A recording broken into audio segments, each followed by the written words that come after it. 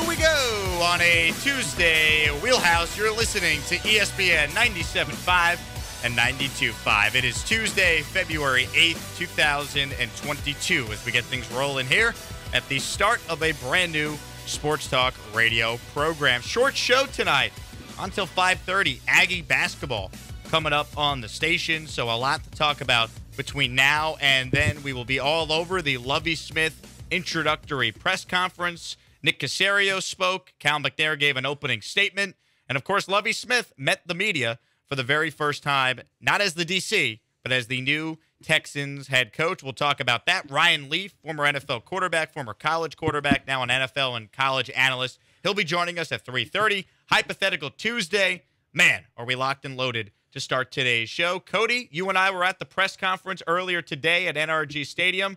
Thinking back to what you thought, to what you actually then heard, what did you make of the Lovie Smith press conference? The David Culley era is as gone as it will ever be, and we're not going back to that level of Texans football anytime soon with Lovie Smith in charge. That was one of my biggest takeaways. That is an individual that speaks about football with the utmost level of confidence about what he knows, what his staff knows, and what he wants to accomplish with the organization. I understand that we talked about yesterday that this organization could have done better than Lovie Smith, and I don't disagree with that sentiment. In fact, I strongly agree with that sentiment. I would have liked for them to try a little bit harder to do better than Lovie Smith, but I will say just from a press conference comparison to what David Culley did on a regular basis to what Lovie Smith brings to the table in his first as the head coach of the Houston Texans. It is a big, big difference, and I hope that that translates also to the football field as well, because that's a guy that is respected around football, has a resume that is lengthy and has big-time experience on it, and he talks confidently about where he wants to take this organization. My biggest takeaway from all of today's happenings was learning that Jake did not know what a kolache was until today's happenings. I was driving in, listening to Crosstalk with you and the Killer Bees, Jake, and you seriously admitted not knowing what a kolache was before today? Always thought the kolache had cream in it. It was brought to my attention at this press conference in which they served kolache to those in attendance that, well, apparently you could have things that are not cream in the kolache. So you took a bite into the kolache expecting cream, and all of a sudden there's like eggs and bacon and cheese in there? No. He didn't take a bite into the kolache expecting cream. He walked over and explained this new glorious thing that he had found. He goes, "They've got stuffed rolls over there." And I said, "What?" He goes, "Yeah, it's like a pillowy roll, and it's stuffed with like breakfast food." And I was like, "You mean a kolache?"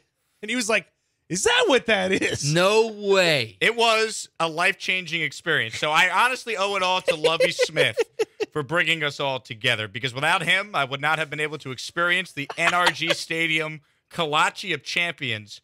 And it was in that moment that I really started to believe, you know what? I didn't want Lovie Smith to be the coach. I didn't think Lovie Smith was going to be the coach. But maybe, just maybe, this idea is crazy enough where it could actually work. Are kolaches not a thing in the Northeast? They are, but I thought they had cream in them. And I'm seeing some on the text line and on Twitch back me up on that. So there's like the cream or like jelly cream or cheese, fruit, not cream. Fruit. You know, cream cheese. I mean, this guy is not a food genius over here. We know that. All right. I'm paid to talk about sports, not give you takes on cream. All right. All right. Okay. So you need takes on cream. I know a guy. Okay.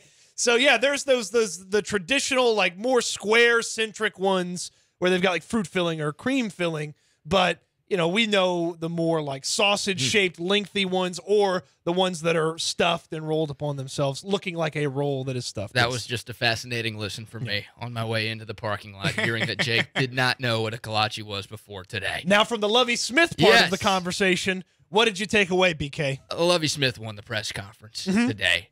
And he seemed cool. He seemed calm. He seemed confident. Look, the process to get here was what it was. We can disagree with that all we want, and I do disagree with that a lot. But Lovie seems like he's got a grasp on this situation. And Lovie's a really likable dude. He's easy to root for, and you see why he could be successful in an interview. So I liked what I heard from Lovie Smith today. I'm with you, Cody. This felt like something completely different from what we got last year at David Culley's introductory press conference. I left that press conference wondering what the hell is going on here. Like, did the Texans really think this guy was their best option to lead their football team going forward? It turned out David Culley was a disaster here in Houston. Lovie Smith is a ball coach. You know that. You know he's got a grasp on the situation because he's been here the last year, but you also know he knows how to run and manage a football team because he's done it in multiple stops before. So I thought Lovie Smith did a phenomenal job today. I thought he said all of the right things.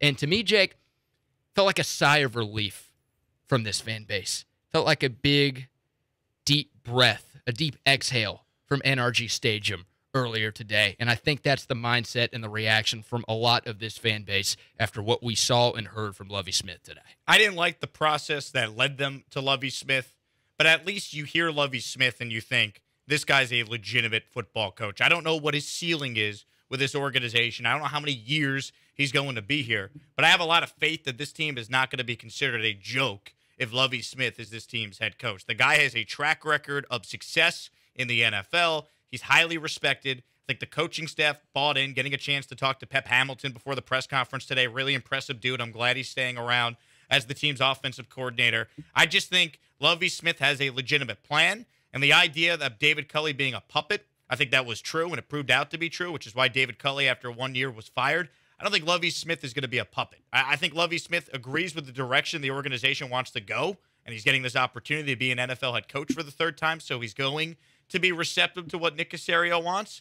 But I think it's a partnership that actually could work if Nick does his job, and I think Lovie will be willing to push back and have the principles that he believes in to apply to this team. I mean, honestly, the biggest takeaway is just you have an adult in the room again. Like, David Culley was a really nice guy. He was in over his head from day one, it felt, to be a head coach. You didn't feel that way about Lovie Smith. No, I thought, look, I don't believe in winning the press conference, but I've seen plenty of coaches lose the press conference, and that could really damage the credibility of your organization. Like last year when David Culley's up there saying, well, I took this job because Deshaun Watson's our quarterback. David, you sound like a fool when you say that. Acknowledge the problem that the franchise quarterback wants out. Acknowledge the issues that have arisen with Deshaun Watson. You lose the fan base when you try and pretend like all is great and we don't need to do anything differently. I appreciated the fact that Lovie Smith spoke directly to you Texans fans today and made it clear he wants you back and excited. He said, quote, it's our responsibility to bring fans back and get them excited about the product we're going to put on the football field, and I guarantee you we could do that. Like, it's important to try and galvanize this fan base. A lot of them are apathetic. A lot of them are upset. A lot of them are really angry. And I think it was important that he spoke directly to them today. So while I don't think you could, quote unquote, win the press conference, you certainly could lose it. And he did a good job restoring credibility to the head coach of this franchise. Nick Caserio was asked directly about the impact on the Texans coaching search from the Brian Flores lawsuit. He denied that had any effect on what the Texans ultimately decided to do. That's the correct thing to say in public. What else was he going to say, right? Both from a perception standpoint and I'm assuming from a legal standpoint as well, to not give any additional validity to Brian Flores' claims and Brian Flores' lawsuit against the National Football League and 3 teams specifically that Flores is suing.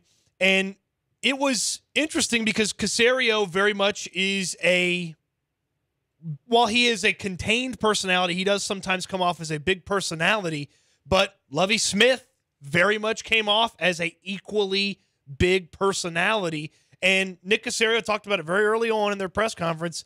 He would get on Lovie Smith about, why are we doing things this way? Why do we do it this way? And Lovie Smith would have a conversation with him. I think that's an important element. How many people in the building have the resume and have the football acumen to push back on Nick Caserio? David Culley didn't. No. Lovie Smith does. So I don't believe he'll be pushed around. I don't believe he'll be that puppet. I don't believe he'll do everything that he's told unless he agrees with everything that he's told to do. And let's be real. After how bad the Culley decision was by Caserio, this head coach has to bring credibility back to the franchise. Culley was in over his head. Nice guy. He was not a head coach. We all can acknowledge that. They acknowledged it by firing him after just 1 year.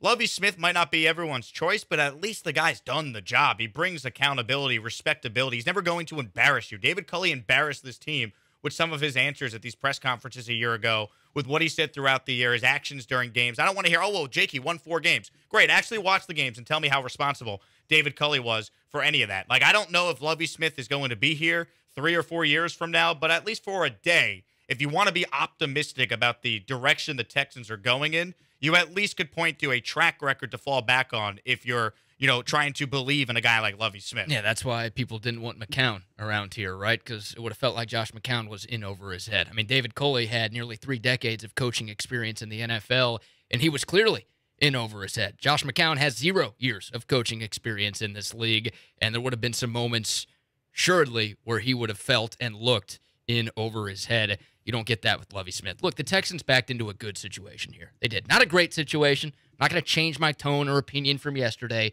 They still completely screwed this thing up, but they backed into a good situation. Don't let Caserio or anybody else tell you otherwise. This was not their original plan, but they could have done a lot worse than Lovie Smith, and he does feel like a stabilizing, calming force for a franchise that really needs some stability and calming. And while I don't believe that there was any sort of out-and-out directive on hiring a minority coach instead of Josh McCown, as we believed it was going to be Josh McCown for a good portion of this process.